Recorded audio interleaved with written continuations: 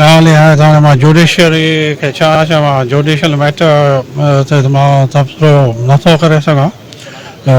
त सही थियो ग़लति थियो मूंखे उन केस जी वधीक ख़बर कोन्हे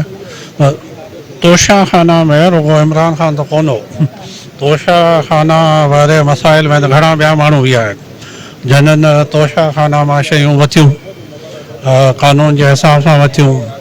त इहो यक तरफ़ा का बि शइ जेको अगरि थिए थी त पब्लिक ऐं अवाम सम्झंदी त बाबा इहो यक तरफ़ा हिकिड़े माण्हू सां रुगो एहतिसाब पियो थिए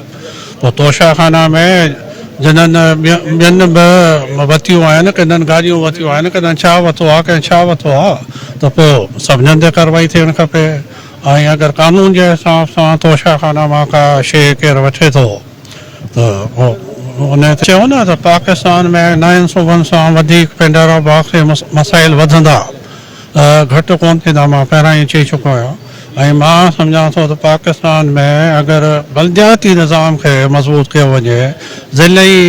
ऐं डिवीज़न सतह ते त उन में पाकिस्तान जी बहितरी बि थी सघे थी ऐं पाकिस्तान जे मसाइल ऐं अवाम जे मसाइल जो हल बि निकिरी सघे थो असां 13 खां वठी GDA जो सां गॾु आहियूं ऐं GDA सां 13 में बि गॾु बीठासीं इलेक्शन में बिटे निज़ाम ते बि गॾु जदोजहद कईसीं ऐं अॻिते बि मां सम्झां थो त जेसिताईं सभु पॉलिटिकल पार्टी गॾु हिकिड़े प्लेटफॉर्म ते कोन्हनि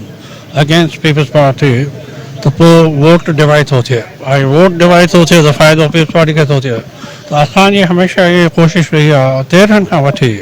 त सभु गॾिजी सॼी पीपल्स पार्टी जो मुक़ाबिलो कनि जीअं वोट डिवाइड न थिए ऐं अहिड़ी जेका भला सिंध ते क़ाबिज़ थी वई आहे उन मां छुटकारो हासिलु करे सघे